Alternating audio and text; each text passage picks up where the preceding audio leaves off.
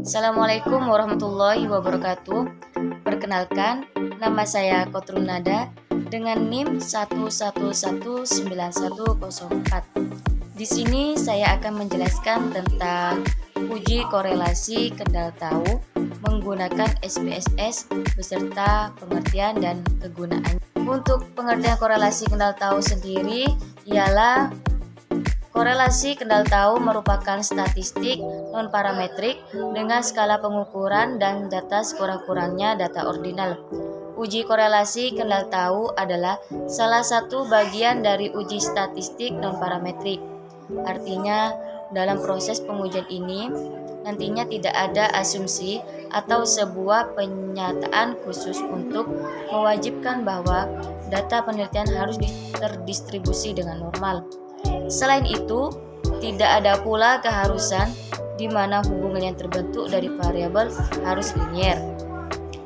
Sebelum menggunakan uji korelasi kendal tahu, alangkah baiknya yang harus diperhatikan adalah syarat-syarat uji korelasi kendal tahu sendiri. Karena pada hakikatnya, setiap uji statistik non-parametrik maupun parametrik mempunyai syarat-syarat yang harus dipenuhi. Oleh sebab itu, berikut syarat-syarat uji korelasi kendal tahu yang harus dipenuhi.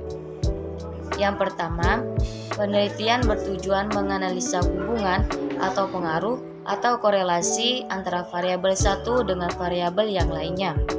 Yang kedua, uji korelasi kendal tahu digunakan bagi jumlah data atau jumlah sampel lebih 30 sampel penelitian. Hal inilah yang menjadikan kelebihan dari uji korelasi kendal tahu, yaitu dapat digunakan untuk sampel lebih 30. Yang ketiga, uji korelasi kendal tahu digunakan apabila jumlah data atau jumlah sampel lebih dari 10 sampel penelitian. Dan yang terakhir, skala pengukuran menggunakan skala pengukuran ordinal. Baik, untuk rumus yang digunakan untuk mengukur korelasi kendal tahu sudah tertera di PowerPoint yang sudah tersedia. Dan untuk kelebihan uji kendal tahu sendiri, yaitu dapat menganalisa sampel yang datanya lebih dari 10, juga dapat dicari koefisien parsialnya. Korelasi kendal tahu digunakan untuk mengukur tingkat kesesuaian, yakni apakah ada perbedaan tingkat kesesuaian ranking antara dua variabel yang diamati. Untuk contoh kasusnya, kita mengambil seorang peneliti ingin mengetahui apakah ada hubungan antara kemampuan self-regulation learning dengan kecenderungan perilaku prokrastinasi akademik. Untuk itu, dilakukan penelitian untuk menguji apakah ada hubungan antara kemampuan self-regulation learning dan dengan kecenderungan perilaku prokrastinasi akademik. Mahasiswa Fakultas Dakwah berdasarkan sampel 30 mahasiswa sebagai subjek penelitian diperoleh sebagai berikut. Peta A, kemampuan self-regulation learning dengan kecenderungan prokrastinasi akademik. Untuk kemampuan self-regulation learning ada 30 data dan perilaku prokrastinasi akademik juga mempunyai 30 data. Untuk hipotesisnya H0, tidak ada hubungan antara kemampuan self-regulation learning dengan kecenderungan perilaku prokrastinasi akademik. Dan kemudian HA, ada hubungan antara kemampuan self-regulation learning dengan kecenderungan perilaku prokrastinasi akademik. Yang kedua, memasukkan data ke SPSS. Yang pertama, kita buka file, kemudian klik New dan klik Data. Lalu kita memberikan nama variabel yang diperlukan dalam kasus ini. Terdapat dua variabel, yaitu kemampuan self-regulation learning dan perilaku prokrastinasi akademik. Maka untuk di kolom nama kita berikan regulasi, dan di kolom yang kedua kita berikan proktras. Kemudian untuk labelnya kita beri keterangan untuk melengkapi kolom name. Untuk kolom name kita bisa memberikan label dengan keterangan kemampuan self-regulation learning. Sedangkan untuk prokrastinasi kita berikan keterangan kecenderungan perilaku prokrastinasi akademik. Untuk width-nya tetap diisikan 8 dan pada desimalnya kita ubah menjadi angka 0 karena datanya bilangan bulat. Kemudian kita bisa mengisikan data, klik data view, kemudian kita isikan pada kolom regulasi dan prokras sesuai dengan data A yang sudah dibuat di atas. Kemudian kita klik analyze, kemudian kita cari correlate dan kita klik bivariate. Nanti akan muncul seperti tabel yang sudah ditampilkan. Kita klik variabel regulasi dan prokras dipindahkan ke kotak variabel. Kemudian pada kolom correlation coefficient pilih kendal tahu B. Yang lainnya diabaikan. Pada kolom text of significant pilih to tailed, kemudian klik OK. Maka akan keluar hasil seperti yang sudah saya sediakan, yang sudah keluar.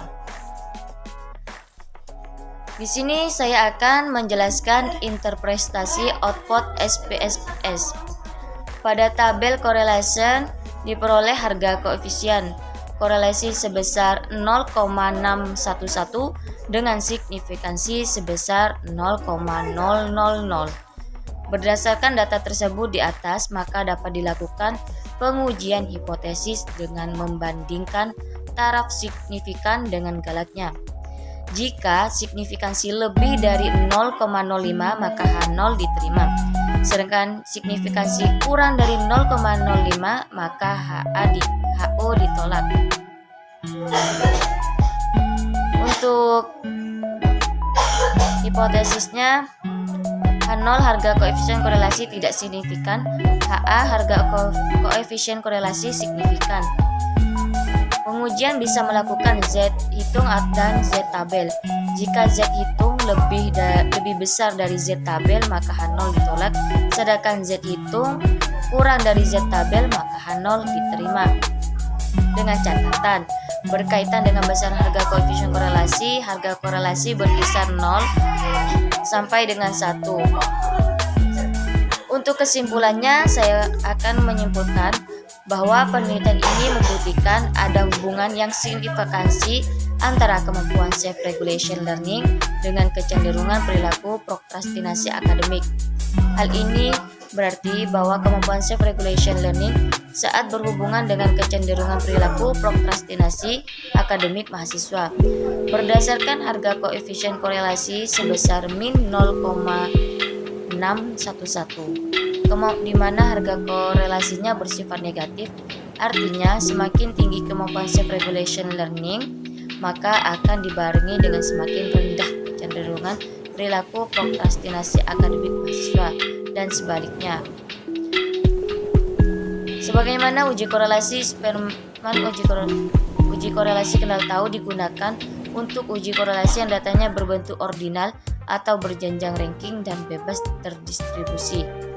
Jadi, korelasi kendal tahu itu sangat perlu digunakan untuk mengetahui keeratan hubungan dan tingkat kesesuaian antara dua variabel yang diamati atau yang diteliti.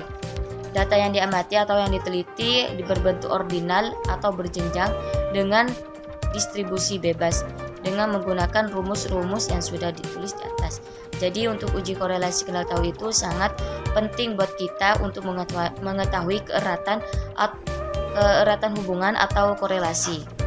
Sekian dari saya, kurang lebihnya saya mohon maaf. Wassalamualaikum warahmatullahi wabarakatuh.